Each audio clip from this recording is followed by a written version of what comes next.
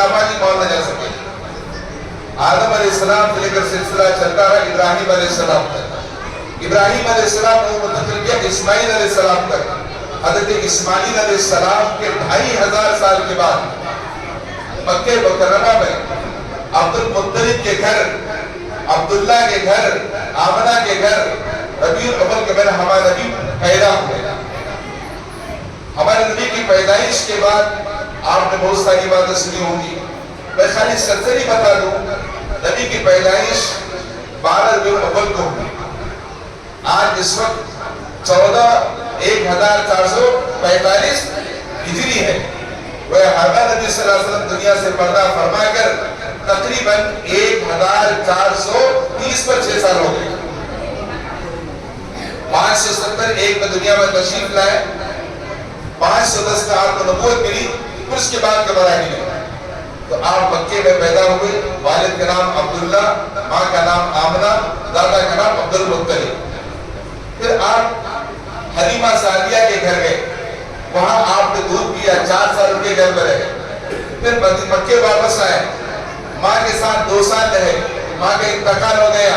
دادا کے ساتھ 2 سال رہے. پھر اس کے بعد 8 سال کی عمر کے بعد سے چچا کے ساتھ رہے. نبوت سے پہلے کی جو عمر ہے نبی علیہ السلام کی 40 سال کی عمر، 10 سال کے بعد سے آپ نے گھر کو سنبھالا. کاروباری کی، ملازمت کیا، تجارت کیا. 25 سال کی عمر میں شادی ہوئی. پھر اس کے بعد شادی کے 15 سال کی جو زندگی ہے نا، آپ نے سماج بہت سارے کام کیے. جب آپ کی عمر 30 پر 7 سال ہوئی، 37 ایئرس ہوئی، تو آپ کو فکر ستانے لگی کہ پوری انسانیت خدا کو بھولی ہوئی ہے.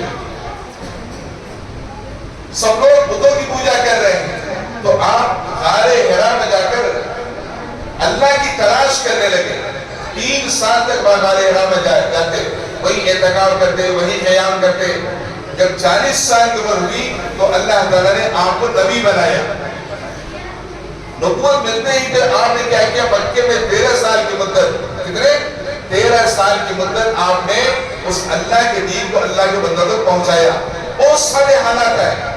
13 سال میں ایک لمحہ بھی مکے والوں چین سے بیٹھنے نہیں دیا. ہر دن نیا فتنہ، ہر دن نئی سازش. آپ اپنے دین کا کام کرتے رہے.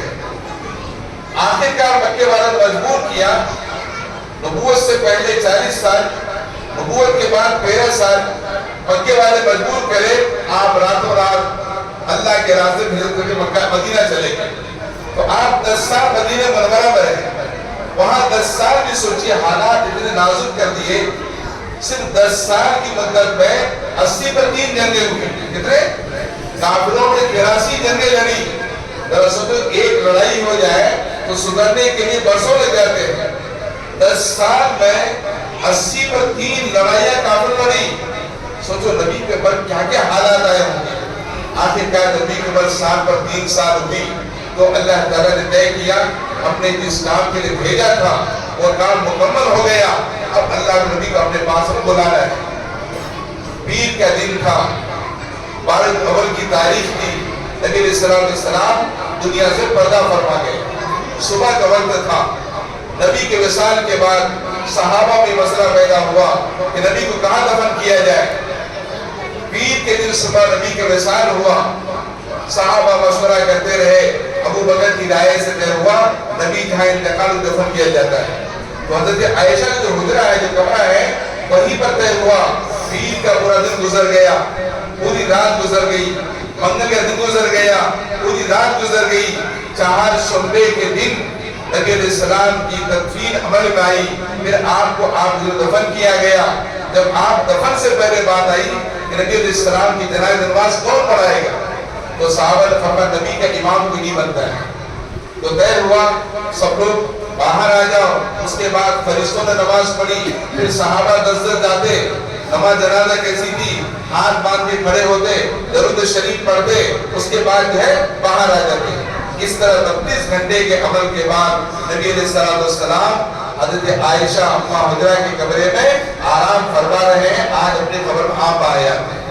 یہ ہمارے نبی سے مختصر سی زندگی ہے. نبوت سے پہلے 40 سال، نبوت کے بعد 23 سال. 13 سال ہنگاموں میں، 10 سال ہنگاموں میں.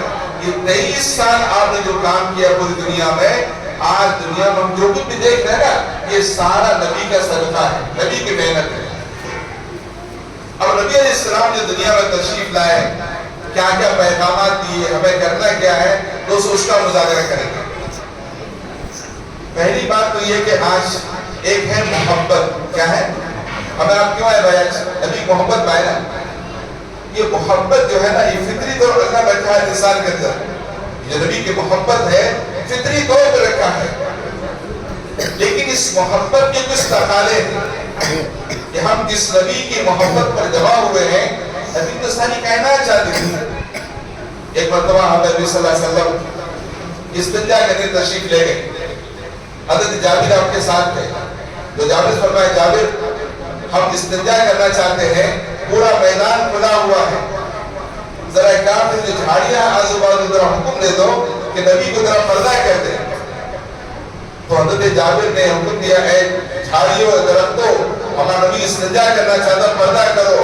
حضرت جابر کے کہنے کے ساتھ جو دور دور میں جھاڑیاں تھی، چھوٹے پودے تھے، تمام نے آگے گھیر لیا اور نبی کو پردہ کیا۔ نبی استنجے سے فارغ ہوئے، اس کے بعد جھاڑیاں واپس چلے گئی۔ نبی کو ساری کائنات نے پہچانا، درختوں نے پہچانا۔ حدیثوں میں لکھا ہے ایک مرتبہ آپ تبوک سے واپس آ رہے تھے، تو آپ دو بار میں آرام کرنے واسطے لیٹ گئے، دور میں ایک جو درخت تھا، پیلو کا درخت، وہ نبی کے دیدار کرنا چاہتا تھا، لیکن وہاں سے چہرے انور نظر نہیں آتا تھا۔ تو درخت نے اللہ سے اجازت مانگی۔